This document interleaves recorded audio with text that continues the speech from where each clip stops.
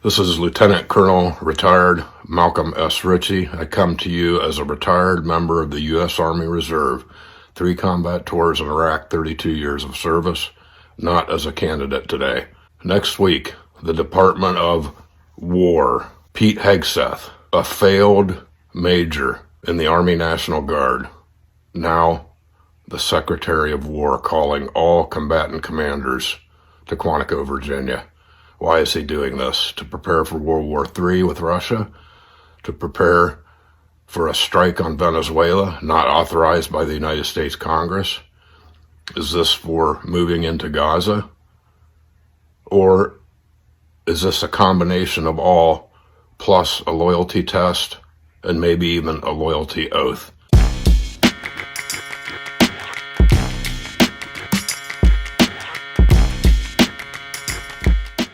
What's up, YouTube? Drill Sergeant here. And you just heard from Lieutenant Colonel retired Malcolm Ritchie. He just so happens to be running for Congress in Ohio's 6th district. So if you live there, you might want to think about voting for him and looking him up, because the person he's running against is a vile sycophant of the orange Mussolini.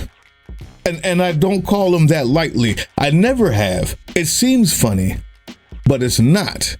Because today's story is that he's sending troops he sent, supposedly, already this morning into Portland, into a United States state. And this is not the National Guard. Don't get it twisted. You see, blue states decided that they're not going to play along with this fascist authoritarian play. And there's not enough National Guard in other states to just send everywhere. So he just said, forget the Constitution. I'm going to send actual Army, Marines, whatever it may be, into these United States. Why did I tie that to what Lieutenant Colonel retired Malcolm Ritchie had to say? Well, let me let you watch his entire statement, and then we'll discuss afterwards, YouTube, about this dangerous, un-American moment. This is Lieutenant Colonel retired Malcolm S. Ritchie. I come to you as a retired member of the U.S. Army Reserve, 3 combat tours in Iraq, 32 years of service, not as a candidate today. Next week, the Department of War, Pete Hegseth, a failed major in the Army National Guard, now the Secretary of War, calling all combatant commanders to Quantico, Virginia. Why is he doing this? To prepare for World War III with Russia? To prepare for a strike on Venezuela, not authorized by the United States Congress? Is this for moving into Gaza? Or is this a combination of all, plus a loyalty test, and maybe even a loyalty oath to the president, which is not included in the officer's oath? We swear our oath to the United States Constitution, and I will never, ever swear my allegiance to any one person, not even the President of the United States. Our oath of office is to serve the Constitution, which this regime has violated every which way you go. We are going to politically resist this regime and everything that the President, the Secretary of War, and the Vice President is trying to push across, that everyone that does not support this regime is to be considered terrorists. And as we watch unfolding on the streets of America, ICE agents and people that are posing to be ICE agents assaulting immigrants and American citizens alike without any provocation, slamming American citizens to the ground, pummeling innocent women, terrifying innocent children, all in the name of what? Fascism. So don't tell us that we are the terrorists. The terrorists are you, the Trump administration. Correct. Right there at the end. Right there at the end.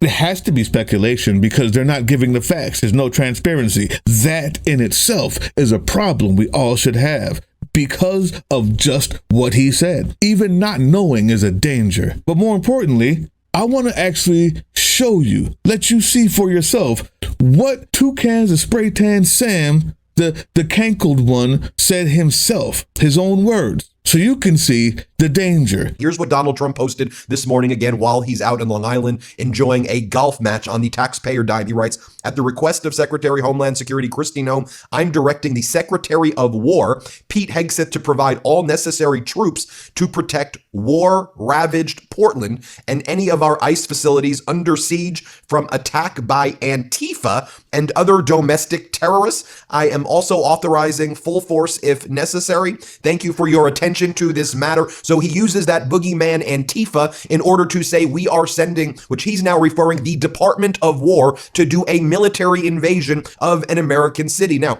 and there you have it, YouTube. May I add context for you, please? Let's start with Antifa. Just the word itself. When he deemed Antifa a terrorist organization, knowing that there's no such organization. It's not organized. It's not an organization. It's not an institution. There's no leadership. There's no there. Antifa means anti-fascist. So if you're anti-fascist, if you don't like fascism, you are now a part of a terrorist organization. So how convenient of him to put that in his quote on Lie Central.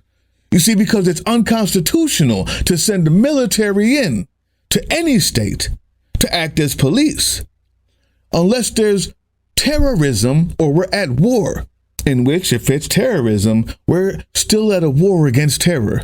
Forgot about that. Now, I need you to understand, it is unconstitutional what he's doing.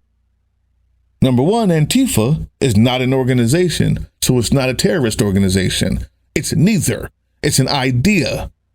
It's an idea. So now that we've got the context of this unconstitutional act, why it was planned ahead of time by making Antifa a terrorist organization, here's the second context. What does full force mean? YouTube, what does full force? I authorize full force. What does that mean? What is the full force of the military? Are you going around shooting people? Are you allowed to just shoot people who are protesting the First Amendment of the Constitution, which is already ripped to shreds? In case you haven't noticed, we're pretending like it's still there because that's the only thing we can do. We have to act like it's still around and direct ourselves and our actions accordingly. We do not obey in advance, so we act like it's there, but you know it's already ravaged. What does full force mean? Because if our new Department of Defense, and it's not the Department of War until they're allowed to use full force, you see, because they can't defend and wage war on Americans at the same time. But let's see what Hegseth has to say. Let's see how far you're willing to go with those words, full force. The question, don't laugh. What evidence would you have that an order like that has ever been given? Giving that order to your predecessor. Have you given the order? That's all I want to know. It's not theoretical. For the U.S. military, not law enforcement. They can arrest all day long. That's the job. Do they have the ability, the uniformed military, to arrest and detain protesters currently today? It's a yes or no thing. Authority. It's sort of amusing the extent to which the speculation is out there. These troops are given very clear orders. Then what is the order? Then list it out for us. Be a man. List it out. Did you authorize them to detain or arrest? That is a fundamental issue of democracy. I'm not trying to be a snot here. I'm just trying to get the actual. Did you authorize them to do that? All of these orders and what they're sent there to do are public. So say it. So say it. Yes or no?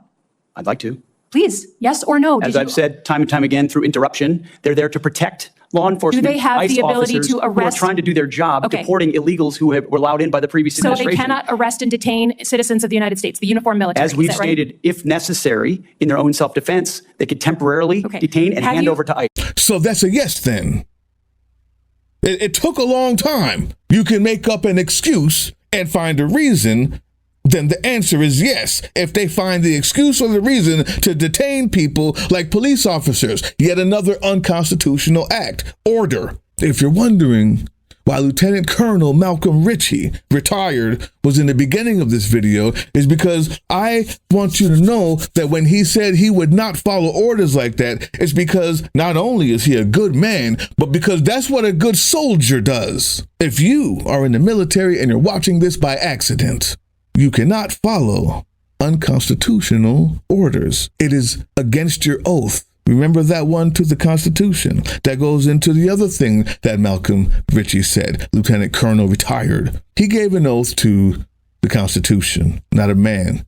But if these people are coming on Wednesday, these officers, to give a different one, well, then I guess they feel like they're no longer bound by that. I don't think that there's that many who believe that. There may be those willing to do whatever it takes because they watch Fox News all day, but that may be a bridge too far. Then again, it may not be. But since we already know that the answer is yes to that second unconstitutional thing we've heard in our video today, let's just see how far they're willing to take it. Continue. Hegseth. Have you given the order to be able to shoot at unarmed protesters in any way?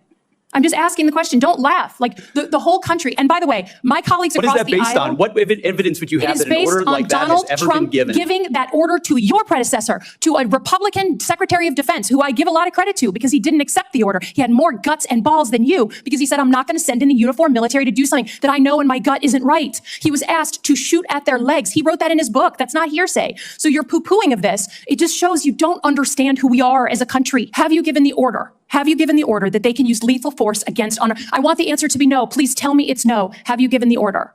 Senator, I'd be careful what you read in books and believing it, except for the Bible. Oh, my God. And there, once again, you have it, YouTube. Context, there is no answer. Unable to answer the question, will you shoot Americans dead? You see, the Department of Defense is its legal name. To call it otherwise is illegal in and of itself. Only the Congress gets to change the name, but you change it because defense implies that you're here to defend us. War is more accurate. You're here to wage war on this country. MAGA, I'm not sure what sensibilities you have left, but if you hear the logic in what I'm saying, you too may find that it's not too late to do what it is you've always said you wanted to do with all of those weapons that were given to you with such a giant amendment that you only cared about. You will allow this, or you can choose not to. The one thing I do know is that the Democrats, the fighters, the people out there on the streets, they're not scared. They're still there. They're not scared. And that brings us to the last point. Not only are you required, if you're in the military, not to follow unconstitutional orders, and we've just named 3, one of them to be determined later, per Pete Hegseth, who wouldn't answer the question. The last thing is, will you comply, citizens? When Donald Trump said that is war ravaged, this is what he meant. Put that stick away, you pussy ass.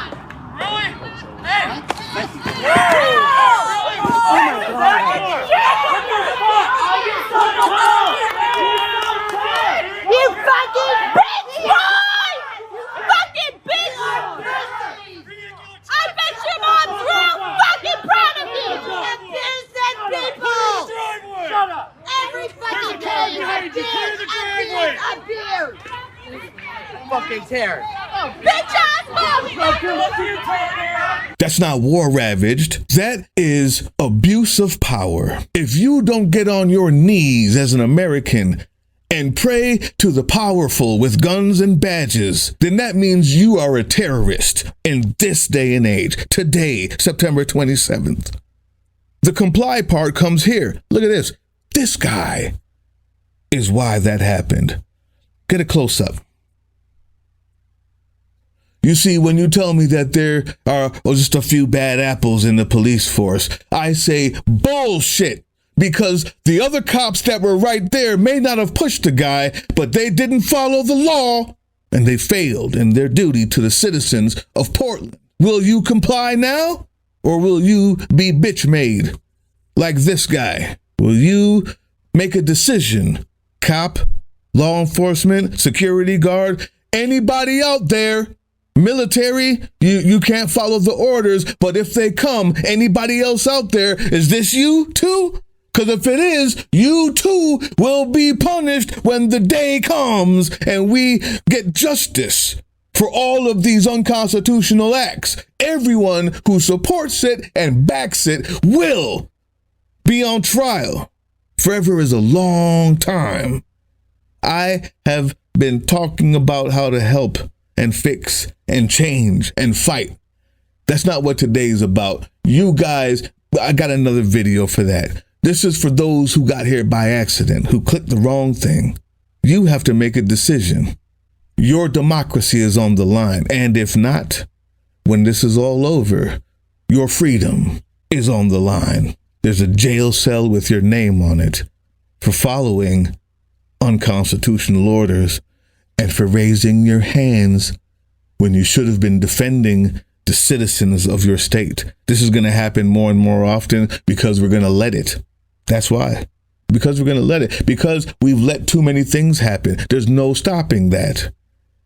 The only thing left to stop it is 300 million people. Because another reason why they're bringing everybody home, why they're bringing in all the best, is because they don't have the numbers. 300 million people in a country makes it impossible to control without their consent. I will not comply. I will not consent. You won't either. It takes bravery, takes courage. It's that or nothing. If you're waiting on the next election, if you're waiting to elect Malcolm Ritchie, then I expect that you also are waiting to confront the soldiers that you've already let into your city when you go to vote. One doesn't happen without the other. You fight now so you can vote then. That's how it works. If you don't see that now, I hope I've explained it in full context. I got one last thing to say. When this orange buffoon throwing his shit on the walls like it's ketchup and burgers says that the war ravaged Portland, and I showed you what he meant by that, it's just peaceful protest. If even that, there's nothing happening in Portland. War ravaged is this, sent to us by our correspondents in Ukraine. And this, and this, and this. This is on the ground. There. That's war ravaged. If you're going to be worried about what's war ravaged, we should be sending more money, sending more help, and denouncing Putin, the person who caused the destruction that you're looking at. Portland's not war ravaged. Ukraine is. Let's get on it. Cankles, you know what's war ravaged? Gaza. Does it look the same to you? YouTube? Allies? Citizens? Does it look the same to you? Ukraine is war ravaged. Gaza is war ravaged. Portland is a fucking city with a really nice weather until it rains. That's it. That's it. Great grass. The trees are changing colors. And people who are free are standing up because they can in this country. And the only way that that stops is if you let them stop it. Because if you stand up, there's not one state in this country that we have a military big enough to defend against. That's a fact. I don't care who you send, Cankles. Tomorrow we fight. Hey, yeah, you. Before you click away to watch someone unbox a tactical toothbrush, let's talk about something real. Political Drain isn't just another content mill. We're a digital front in a very real war. Not with bullets, but with ideas, with action, and with solidarity. We pair urgent news with critical education. And we build community around actual resistance, not the hashtag kind. The kind that moves. But here's the thing. None of this is free. It isn't. Behind every video is time, labor, research, and some weird guy asking if we're going to pay the hosting bill. And yeah, some of that money goes to things we can't necessarily say out loud. If you know, you know. Let's just say our special ops aren't Call of Duty LARPers. They're people making real moves to protect, uplift, and organize. You're not just funding a channel. You're funding a resistance network in a world where capital still calls the shots. Unfortunately, in a system built on artificial scarcity, even mutual aid has a price tag. And if we want to grow, if we want to win, we need your help. We need your help. So if you've got even a few bucks to spare, toss it our way. It's not for ads, it's not for merch drops, but for people making moves in the shadows so others can do it in the light. It's just us and you. So fund the mission, fund the fight, fund the future, because nobody's coming to save us. We save each other. That's how this works. Follow us on all these things you see here, and our link tree is in the description. Maybe even get some merch.